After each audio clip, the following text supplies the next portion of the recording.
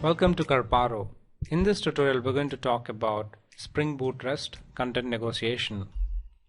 We'll talk about various techniques involved in content negotiation along with some really good examples. So here is a high-level overview of the entire content that we'll be covering as part of this tutorial. First of all, we'll try to understand what is content negotiation. We'll talk about how we can do content negotiation using HTTP headers, request parameters, and path extensions. And then we'll try to understand what is content type header, produce as attribute. We'll also take a look at how we can generate PDF response from the server. And then finally we're going to talk about accept encoding for compression algorithm. We'll uncover all these concepts with code examples. Understanding about content negotiation is very crucial for developers because it is used in day-to-day real-time projects and is also very crucial for interviews. My goal of this tutorial is to make you understand what is content negotiation in Spring Boot REST API along with code examples. And you will learn better if you avoid any distractions like mobile phone notifications, Facebook feed, or YouTube, etc. and stay focused on this tutorial till the end. It is for your own benefit.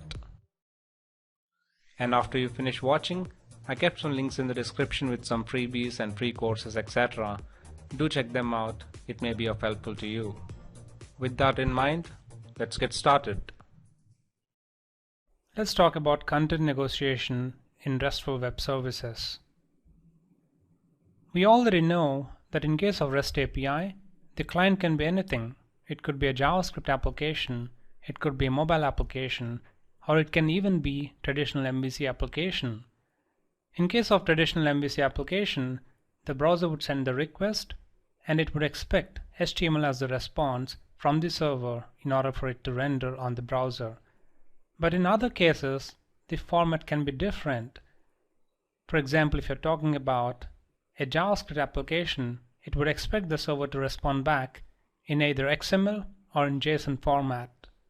So it's not specific what kind of format that the client needs.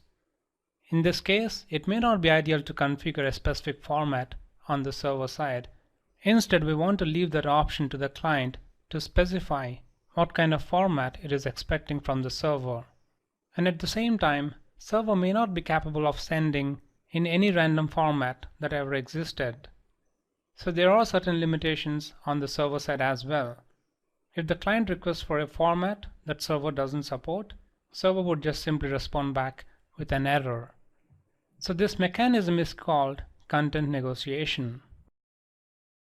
So how will the server know what kind of format that the client is requesting for? Well, there are three different mechanisms for that. The first of which is so-called path extension, which just simply means that the client would specify the format as part of the path extension, an example of which can be seen in here. In this case, the client is requesting list of products in the format of PDF. And server would be able to determine that by taking a look at this extension. If the server supports PDF format, then the server would respond back with PDF as a response. Similarly, the client can request in JSON format, in which case server would respond back in the format of JSON. Another approach is by using a URL parameter, an example of which can be seen in here. Pretty much same as the previous one, except we're not going to include the path extension. Instead, we would include a URL parameter with the name format. This is customizable, by the way, and we'll take a look at it in our example. So in this case, client is requesting for the PDF format, and here client is requesting for XML format. Yet another approach is to include a HTTP accept header. Obviously, you can't use browser in order to include HTTP headers. You have to use a tool like Postman or JavaScript in order to do so. But essentially what you need to do is to include a property as part of the HTTP headers. And the name of property is accept, which tells the server what kind of format client is willing to accept. And the value of it is going to be the format that the client is willing to consume. Once we take a look at an example, you'll understand this better. Let's talk about message converters. First of all, what is a message? A message in web service is simply a request or response having information to process or retrieve the data. When you're sending HTTP request from the client, that's called a message. It's called a request message, which will have enough information for the server to process and respond back with something. And when server responds back with something as part of the HTTP response, it's called a response message. But how does this conversion happen? We've seen in our CRUD example that we're able to include JSON data as part of the request, and the server is able to convert that JSON data into a Java model object in order for it to process. How does that conversion happen? Well, that is with the help of these converters. In case of JSON, we have a specific converter for that. Similarly, we have a converter for XML. Similarly for all the other formats. Marshaling would just simply mean the process of converting the JSON or XML or representation to equivalent Java object. And we've seen this example when we're trying to send the JSON data from the client and sort of updated a record on the server side. And the opposite of it is called unmarshaling, which is simply the process of converting Java object back to the representation. When the controller is returning a model object, somebody is trying to represent that object in the client requested format like JSON or XML. That mechanism is called unmarshaling. Okay, let's first explore HTTP header way of content negotiation. What I have here is our CRUD API that we had developed previously.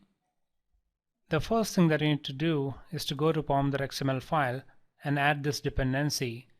By default, when you create a Spring Boot project with starter web dependency, it comes with JSON support. But if you want to be able to represent your data or the resource in XML format, then you have to add this additional dependency. Otherwise, things may not work as expected. Once you add this dependency, do make sure that you update the project so that those libraries would be present in your class path. Let's run our application and see how we can configure HTTP headers and specify the accept property. I would again go to Postman. Let me send the request, and by default it's going to respond back with JSON data, but let's say that I wanted to have this in XML format. I go to Headers tab and I would specify the property accept. You already have it populated, just click it and you would specify the content type. In this case, that's application. And if you notice, there are a lot of options in here. You can choose one of them, but of course your API has to support it as well. In my case, I'm going to change this to XML. And now if I fire the request, everything is shown in XML format. So what has happened behind the scenes is, when I send this request, Spring is going to take a look at HTTP headers, especially this property in here. It can then figure out the expected media type that the client can accept. In this case, it's application/XML. And since we've added this library as part of pom.xml file, we do have an XML converter that can convert our Java object into a bunch of XML tags. And using that converter, whatever we're trying to respond back in here, or rather here, would be converted and represented in XML format. And that's what we're seeing in here.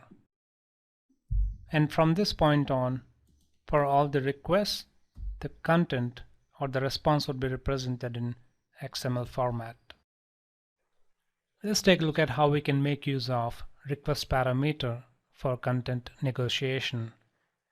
By default, this feature is disabled, so we have to enable it with our configuration. If you're not using Spring Boot and you're developing Spring applications the traditional way, then you have to introduce quite a bit of configurations either in Java config or in XML config. But with Spring Boot, things are going to be a lot easier. All you have to do is to add these properties inside application.properties file. If you've created the project using Spring Tool Suite, you should be able to locate this file under Resources folder. So with this property, we're trying to enable that feature. And with this property, we can customize the name of that parameter. This is optional. If you don't specify this property, the default name would be format. But in this case, the parameter name has to be media type. Let's take a look at how we can use it. Let's relaunch our application. Go to Postman. This time, I'm going to include this as a parameter. Currently, I have HTTP headers as well, and I'm trying to accept XML as the format. But let's see what's going to happen if I use a parameter and make it JSON. Well, it looks like if you use a parameter, then this will have preference over HTTP headers. So if I change this to XML, response would be represented in XML format, regardless of what you configure in here. Let's talk about path extension way of content negotiation.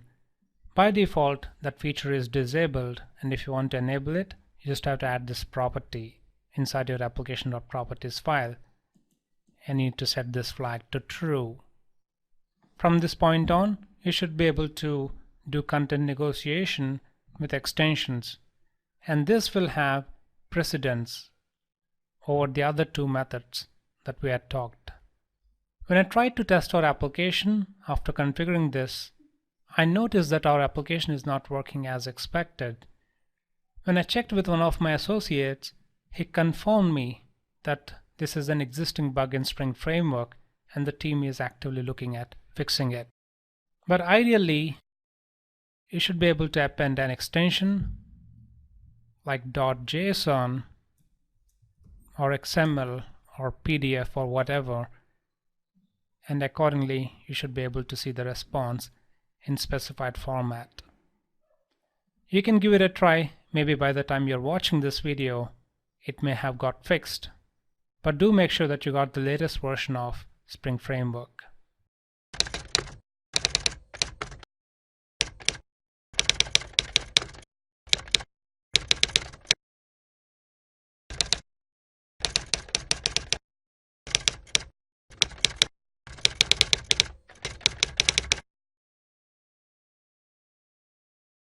Just as the server is able to respond back with data in various different formats or media types, even client can send data in various different formats, and server must be able to receive and process it. One of the cases where this might happen is when client is trying to either update or create a resource. So let's try to update an existing resource. I'm going to go to Postman, and here are the list of products available and are displayed in XML format. I'm going to copy one of these because I want to update this particular record. I'm going to change the method to put, and inside the body I'm going to change this to something else, whatever. And if I try to send the request, you're going to see an error. It says the content type not supported. The real cause of this error is that server is not able to pick the right converter to convert the XML into Java object. So client has to specify the type of content it is trying to send by adding one additional header with the name ContentType, and then you would specify the type of content you're trying to send. Now this time it worked. I was mentioning before that we can have restrictions on the server side as to what kind of media type that it is capable of handling. At the moment, our get method is capable of responding back with either JSON or XML. But let's say for some reason I want to restrict it to respond back with only XML data or say JSON. How do I apply that restriction on this method? Well, it's by using the property produces, and you would specify a list of media types that this method is capable of producing.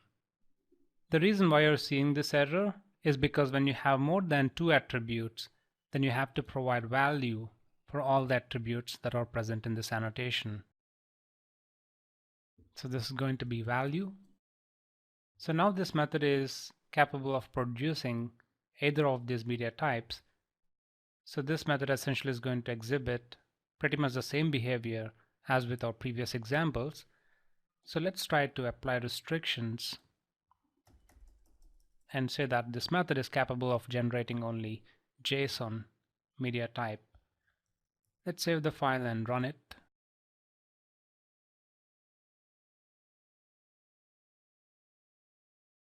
Let's go to Postman, and if you send the request, it's going to work because JSON is supported.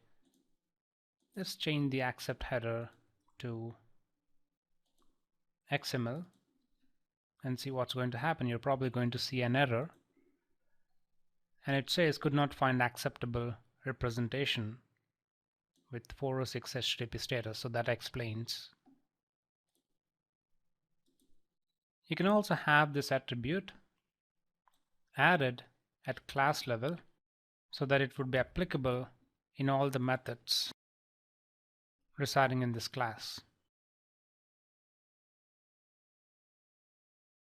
One of the cases where this might come in handy is when you want to call a specific method depending on the type of media type that it can handle.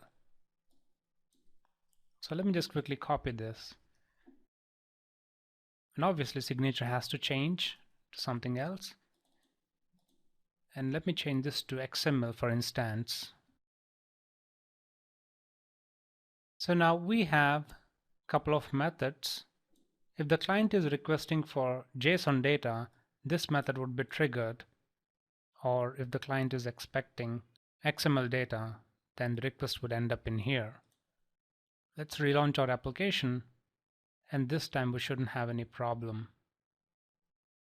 responding back with XML data. In this case, however, the behavior of both these methods is exactly the same, and this may not imply a real-time scenario. So for this purpose, in order to demonstrate, I'm going to introduce a method that's going to respond back with a PDF media type. I already have the code copied just to save your time, and here it is. In addition to this, I've also created a PDF file and I've put it inside the resources folder under files. You can put any content inside this PDF, it doesn't matter. But what we're trying to do is when we try to send a GET request requesting for a PDF media type, then this method would be triggered, and ultimately using streams we're trying to respond back with PDF data. Now I really hope that you don't expect me to walk you through all this code. This is all core Java. All we're trying to do is using streams, we're trying to read that file and make it part of the response using this response entity class. You'll see more examples of response entity in coming times. So here is a PDF file we're trying to pick from the class path, and then I'm trying to add a header, which is basically the size or the content length of the PDF file. We'll be able to see this header as part of the response headers. And I'm using this response entity object to sort of create the response with headers as well as the status code. Let's relaunch our application.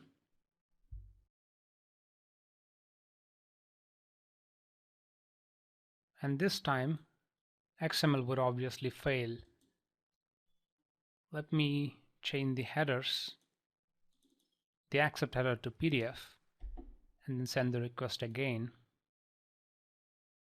Well, if you notice, You don't see anything in here because Postman client is not capable of displaying the PDF content, but you can say that it has worked because of the status code 200 OK. Along with that, you'll also see the header, which is the content length of that PDF. So that explains. Let's talk about compression mechanisms real quick. In our case, our application is running in the same host, and even the response is just in few lines. However, in real-time scenario, the server might be residing in different geographical location, and even the response can be in hundreds of lines, in which case it takes a while for the response to be transmitted over the internet to the client. And if there are millions of requests to the server, it's going to cost a lot of bandwidth and delay in response. In order to address this issue, we have compression mechanism in place. Let me show you what I mean.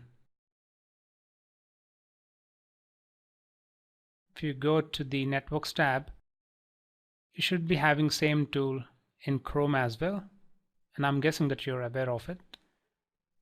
If you take a look at the response, you would notice a request header that says accept encoding and specifies a couple of encoding mechanisms or encoding algorithms that the client is expecting server to use in order to compress the response. So using this header, server is going to pick one of these algorithms in order to compress the response, so that when the response reaches to the client is going to use the same algorithm in order to decode the response and render back the media in this manner. It's all taken care automatically. You don't have to add any additional headers or anything of that sort.